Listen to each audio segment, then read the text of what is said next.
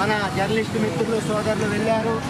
విధి నిర్వహణలో భాగంగా మన జర్నలిస్టు మిత్రులు సోదరులు అనంతపురం జిల్లాలో రాప్తాడులో ముఖ్యమంత్రి గారి బహిరంగ సభలో పాల్గొనేందుకు కవరేజ్ చేసేందుకు గాను వెళ్ళటం, ఆ సందర్భంగా ఆంధ్రజ్యోతి ఫోటోగ్రాఫర్ మిత్రుడు కృష్ణపై అమానుషమైన దాడి, పాశవిచ్చకమైన దాడి జరిగింది. తీవ్ర గాయాలు పాలయ్యారు వారు. అదేవిధంగా ఉదయం దాకా కూడా వారిని హాస్పిటల్లో ట్రీట్మెంట్ చేయించడం, దానికి సంబంధించిన వైద్యపరమైన కార్యక్రమాలన్నీ కూడా చేయటం జరిగింది. అయినా కూడా వారి పరిస్థితిలో ఇంకా అనుమానాలు ఉండటంతో వారిని హైదరాబాద్ అపోలో హాస్పిటల్కి తరలించడం జరిగింది. ఏదైతే రాష్ట్రంలో పదే పదే జర్నలిస్టు మిత్రుల మీద సోదరుల మీద దాడులు కొనసాగుతూ ఉన్నాయో, ఈ హెచ్చరికల్ని జర్నలిస్టులంతా గమనించి ఏకతాటి మీద ఐక్యంగా ముందుకు పోతూ మన ఉద్యమాలు చేస్తూ ఉన్నా కూడా దాడులు కొనసాగుతూ ఉన్నాయి.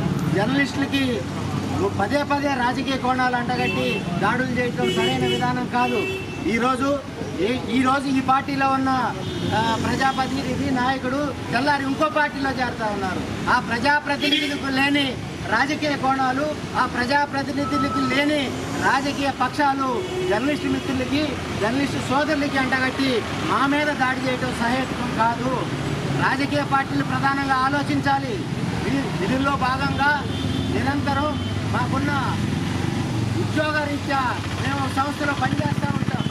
దాంట్లో భాగంగా కవరేజ్కి వెళ్లాల్సిన బాధ్యత మాపై ఉంది.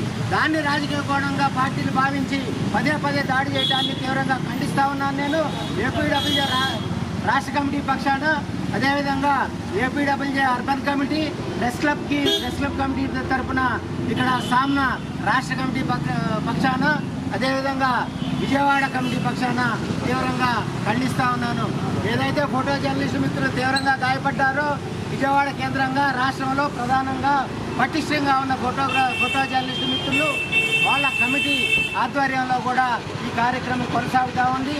ఈ ఫోటో జర్నలిస్టు కమిటీ రాష్ట్ర నాయకత్వం కూడా ఈ కార్యక్రమంలో పాల్గొంది. పదే పదే జర్నలిస్టుల మీద దాడులు కొనసాగటం, దీనిని రాష్ట్ర డీజీపీ గారు ప్రత్యేక దృష్టి సారించి జర్నలిస్టుల మీద పదే పదే దాడులు కొనసాగుతూ ఉన్నాయి.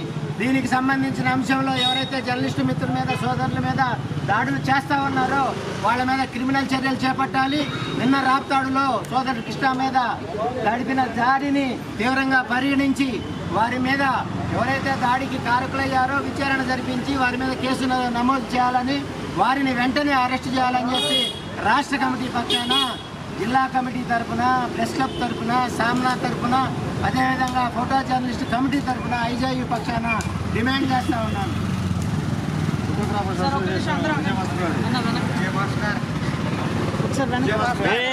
చెప్తావు